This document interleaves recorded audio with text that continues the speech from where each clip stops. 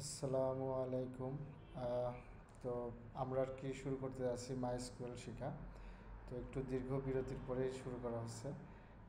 তো আশা করি পিএসপির আমার বাকি টিউটোরিয়ালগুলো সবাই খুব ভালোভাবে দেখছেন। তো আমরা আসলে খুব অল্প পরিসরে মাইস্কুয়েলটা শিখবো, শিখে আমরা ওয়ার্ডপ্রেস প্লাগইন ডেভেলপমেন্টে জাম্প করব।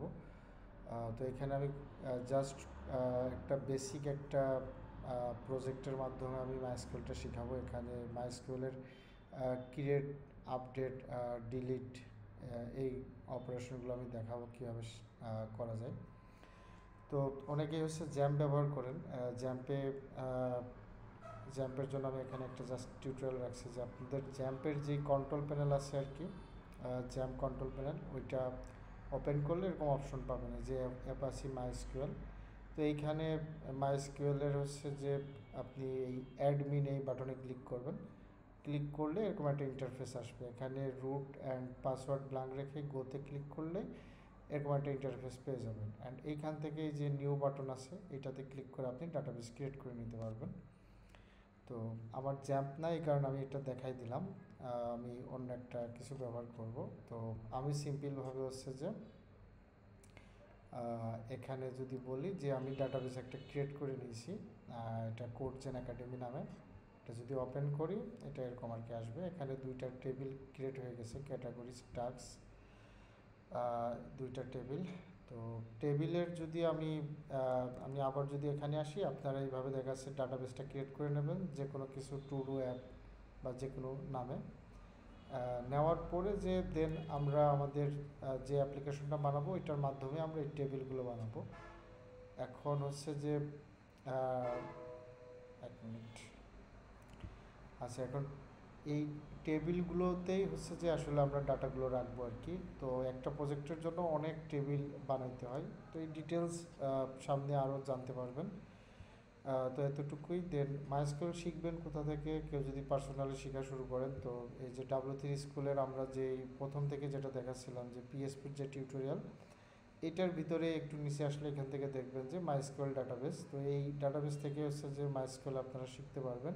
এখানে স্টেপ বাই স্টেপ খুব সুন্দর করে এক্সপ্লেন করা আছে, সিনট্যাক্স দেওয়া আছে। জাস্ট এগুলো খুব সহজেই আপনারা পড়ে ফেলতে পারবেন। এখন এগুলোর বাংলা যদি ইংরেজি প্রবলেম হয় আপনি এটা কপি করে গুগল ট্রান্সলেটরে যে ট্রান্সলেট করে করে এটার বাংলা করে আপনি পড়তে পারবেন। আচ্ছা, এখন হচ্ছে যে এই মাইস্কুয়েল এখানে পিএসপির ভিতরে খুবই বেসিকভাবে দেওয়া আছে। এখন যদি এটা আরও ডিপলি একটু শিখতে চান সেই ক্ষেত্রে শুধু মাইস্কিউএলের একটা আলাদা সিরিজ আছে, মানে কোর্স আছে আর কি। এটাও W3 স্কুলে, এটা দেখতে পারেন। তো এখান থেকে সবচাইতে যেটা লাগবে যে মাইস্কিউএলের ডাটা টাইপ, এটা খুবই ইম্পর্ট্যান্ট। তো এটা আমি দেখাচ্ছি যে আমরা যখন যে টেবিলগুলো তৈরি করব, এই টেবিলের যেমন এখানে হচ্ছে ডাটা, কোনো ডাটাই নাই। আমি যদি এখানে আসি এখানেও ডাটা নাই।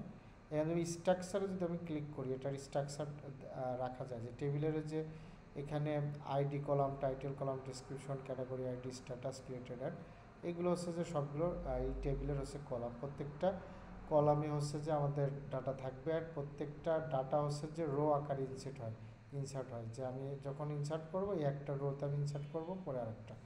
এটা আমি দেখাচ্ছি একটু পরে। তো আমি যদি স্ট্রাকচারে ক্লিক করি তাহলে যদি দেখি যে এখানে প্রথম কলামের নামটা হচ্ছে যে 1 নম্বরে আইডি আছে, এইটার ডাটা টাইপটা হচ্ছে ইন্টিজার। অ্যান্ড আমি যদি একটু রাইট সাইডে যাই তাহলে দেখব যে এই যে অটো ইনক্রিমেন্ট, তার মানে এই আইডিটা অটোমেটিক্যালি ইনক্রিমেন্ট হবে 1 2 3 এইভাবে আসলে। অ্যান্ড এখানে যে ডাটা টাইপ, এটা ইন্টিজার মিনস শুধুমাত্র এখানে ইন্টিজার ভ্যালুই থাকবে। তারপরেরটাতে যদি আসি এখানে হচ্ছে টাইটেল, এখানে ভার্সার দেওয়া 255। তো ওই ভার্সার এই ডাটা টাইপের ভিতরে আমি হচ্ছে যে স্ট্রিং নাম্বার, স্পেশাল ক্যারেক্টার যে কোনো কিছু আমি রাখতে পারবো। অ্যান্ড এই ক্যারেক্টারগুলো সর্বোচ্চ 255 ক্যারেক্টার আমি রাখতে পারবো আর কি। তো এইটা কিন্তু অটো ইনক্রিমেন্ট হবে না, ঠিক আছে। তারপর যদি ডেসক্রিপশনে আসে এখানে টেক্সট, শুধু আমরা টেক্সট রাখতে পারবো। এখানে আবার সেম ইন্টিজার রাখতে পারবো। এখানে এনাম রাখতে পারবো। এনাম মিনস হচ্ছে যে এখানে আমরা যেই ডাটাই রাখি সেটাই এনামসের ভিতরে বলে দেওয়া যাবে, মানে এনামের ভিতরে বলে দেওয়া যাবে যে এখানে আমি কী রাখতে চাই, পেন্ডিং, কমপ্লিট, মানে এখানে এনিথিং আমি যে কয়টা স্ট্রিং রাখবো মানে তার ভিতর থেকে যে কোনো একটা আমাকে ইনসার্ট করতে হবে। তো এটাই আসলে, এটা চিন্তা করতে পারেন অ্যাজ লাইক একটা ড্রপ ডাউন, যেখানে 5টা আইটেম থাকতে পারে, যে 5টা আইটেমের যে কোনো একটা আপনি সিলেক্ট করতে পারবেন, কিন্তু কাস্টম কোনো নাম আপনি দিতে পারবেন না। তো সেটাই হচ্ছে যে এই নাম। অ্যান্ড ডেট টাইম, এটা হচ্ছে যে মানে টাইমগুলো স্টোর করার জন্য, রাখার জন্য হচ্ছে যে ডেট টাইম নামে ডাটা টাইপ আছে। এখানে টাইম স্ট্যাম্প মিনস হচ্ছে যে টাইমটাকে ইন্টিজারে কনভার্ট করে দেন সেটাকে স্টোর করে, এটা আর কি। তো আমি এখানে একটা আমি লিঙ্কগুলো ডিসক্রিপশনে দিয়ে দেবো। এখানে যদি আসে যে মাইস্কুয়েল ডাটা টাইপস, এখানে খুব সুন্দর করে দেওয়া আছে প্রত্যেকটা ডাটা টাইপস, অ্যান্ড এখানে খুব ভালোভাবে ডেসক্রিপশন দেওয়া আছে। তো সিমিলারভাবে আমরা ডিসক্রিপশনগুলো গুগল ট্রান্সলেট থেকে বাংলা করে আমরা পড়ে নেবো, যদি ইংরেজি বুঝতে সমস্যা হয়। প্রত্যেকটাই আমাদের জানা লাগবে, এটা খুবই ইম্পর্ট্যান্ট। কারণ আমরা যখন একটা প্রজেক্ট করব, তখন এই ডাটাবেস টেবিলের কোথায় কী রাখবো এটা অনেক ইম্পর্ট্যান্ট। এটার উপরে বেস করে আমাদের ডাটাবেস কোয়ারিগুলো ফাস্ট কাজ করবে বা স্লো কাজ করবে, এটা ডিপেন্ড করবে। তো ডাটা টাইপটা খুবই ইম্পর্ট্যান্ট, এটা আমরা ডিটেলস এখান থেকে জেনে নেব। আর সবচাইতে সহজ পদ্ধতি হচ্ছে যে আমরা অন্যান্য প্লাগইনের এই ডাটাবেস টেবিলটা আমরা ফলো করব, তারা কিভাবে বানাইছে, যেটা আমি সামনের টিউটোরিয়ালগুলোতে সুন্দর করে এক্সপ্লেন করব। তো এখন আমি আসলে শুরুতেই একটা এই অ্যাপ হচ্ছে যে বানিয়ে নিছি আর কি, যে এটাই আমি আপনাদেরকে দেখাবো সম্পূর্ণ কোড করে। অ্যান্ড কোডটা আমি গিটহাবে দিয়ে দেবো। তো এখানে যদি আমি দেখাই যে এখানে আমরা ক্যাটাগরি অ্যাড করতে পারবো, তো আমি রাখলাম যে টেস্ট ক্যাটাগরি, আপনি যে কোনো নাম রাখতে পারেন। অ্যান্ড আরেকটা দিলাম যে টেস্ট 2 ক্যাটাগরি, যে কোনো নাম। যদি আমি এটা দিই, তারপর আমি যে অ্যাড হয়ে গেল, আমি যদি এই যে এইখানে সিলেক্ট করলে আমি দেখতে পাচ্ছি যে এখানে চলে আসছে। আমি যদি আরেকটা অ্যাড করি টেস্ট 3 দেওয়ার পর যদি অ্যাড করি, তাহলে এখানে চলে আসতেছে। আচ্ছা, এখন আমি যদি ডাটাবেজে আসি, যদি এখানে ক্যাটাগরিতে আসি, আসার পরে যদি আমি একটু রিলোড দিই, আচ্ছা একটুখানি এটা বড় করে নিয়ে যে চলে আসছে আইডি অ্যান্ড এই যে নেম আকারে এটা চলে আসছে। কিন্তু টাক্সে যদি আসি, এখানে যদি আমি ডাটাতে ক্লিক করি, এখানে কিছুই নাই। আচ্ছা, তারপর যদি আমি এখানে টাক্স সেট করি যে টেস্ট টাক্স 1, এখানে জাস্ট ডেসক্রিপশন, এখানে আমি একটা ক্যাটাগরি চুজ করলাম যে টেস্ট 3। এখানে যদি আমি অ্যাড টাক্সে ক্লিক করি, এটা অ্যাড হয়ে গেছে। এখন যদি আমি এখানে আসি, এসে যদি রিলোড দিই, আমি দেখব যে হ্যাঁ একটা রো ইনসার্ট হয়ে গেছে। এখানে দেখেন যে কোন টাইমে আমি ইনসার্ট করছি, এটার স্ট্যাটাস কি, অ্যান্ড এটার ক্যাটাগরি আইডি, এটার ডেসক্রিপশন, এটার টাইটেল সবই চলে আসছে। তো এখানে যদি এটা দেখে যে আইডি, এটা কিন্তু অটো ইনক্রিমেন্ট, এটা 3। আমি যদি ক্যাটাগরিতে আসি, এখানে দেখবো যে অটো ইনক্রিমেন্ট হচ্ছে 4, 5, 6 এইভাবে হয়। আচ্ছা, এখন হচ্ছে যে এই টাস্কে যদি আমি আসি, আসার পরে হচ্ছে যে আচ্ছা ওকে, তো আমি অ্যাপটা একটু এক্সপ্লেন করি। এখানে হচ্ছে যে আমি অ্যাড করলাম, এখান থেকে আমি এটা ডিলিট করতে পারবো। আমি যদি ডিলিটে ক্লিক করি, এটা ডিলিট হয়ে যাবে। এখন যদি আমি সেখানে রিলোড দিই, এটা ডিলিট হয়ে গেছে। তো আমি আবার অ্যাড করি যে test task need to finish, আচ্ছা আমি দিলাম suppose learn PSP, need to finish PSP course. এখানে আমি ক্যাটাগরি চুজ করলাম টেস্ট 3, যে অ্যাড টাস্ক দিই, তো এটা চলে আসছে। এখন এই যে আমার দুইটা ডাটা কিন্তু দুইটা টেবিলে থাকতেছে, ক্যাটাগরিটা এখানে স্টোর হচ্ছে, টাস্কটা এখানে স্টোর হচ্ছে। এই দুইটা টেবিলের ভিতরে কিভাবে কমিউনিকেশন করতেছে, সেটা হচ্ছে যে এই আইডির মাধ্যমে। এই আইডিটা আমার এই টেবিলের এইখানে চলে আসতেছে, এই যে এখানে ক্যাটাগরি আইডি।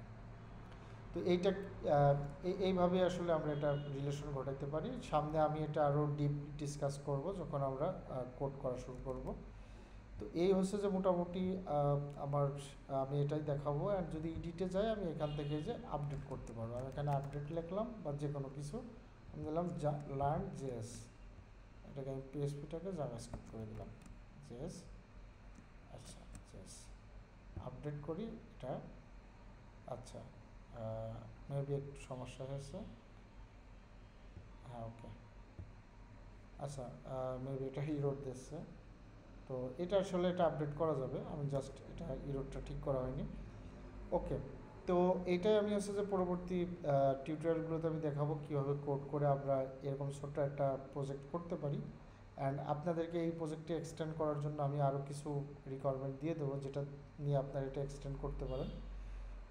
তো এটাই আর আসলে। আর আমরা হচ্ছে যে এইখান থেকে নিজেদের মতো করে শিখে ফেলবো ইনশাল্লাহ। আমি যেহেতু অনেক কিছু দেখাইতে পারবো না, এখানে খুব সুন্দর করে বেসিক কিছু দেওয়া আছে, এইগুলোর জানলে আসলে আমাদের এনাফ প্লাগ ইন ডেভেলপমেন্ট শুরু করার জন্য। পরবর্তীতে আমরা আস্তে আস্তে অনেক কিছু শিখে নেব। তো সবাই প্রবলেম ফেস করতে পারেন, এই যে আমার ইন্টারফেস অ্যান্ড আপনাদের ইন্টারফেস হয়তো বা মিলবে না। তো সেই ক্ষেত্রে আপনারা ইউটিউব থেকে মাইএসকিউএল এর বিভিন্ন টিউটোরিয়াল দেখে নিতে পারেন। তো অনেকেই হচ্ছে যে উইন্ডোজেও ভালো ভালো টিউটোরিয়াল আছে, দেখলে আপনারা মাইএসকিউএলটা শিখে নিতে পারবেন। তো এটাই আমরা সর্বোচ্চ হয়তো বা 2টা ভিডিওতে এই প্রজেক্টটা শেষ করব, বা একটাতেও শেষ করতে পারি। দেন আমরা প্লাগ ইন ডেভেলপমেন্টে মানে স্টার্ট করে দেবো আর কি। তো ঠিক আছে, সবাই ভালো থাকবেন, আল্লাহ হাফেজ।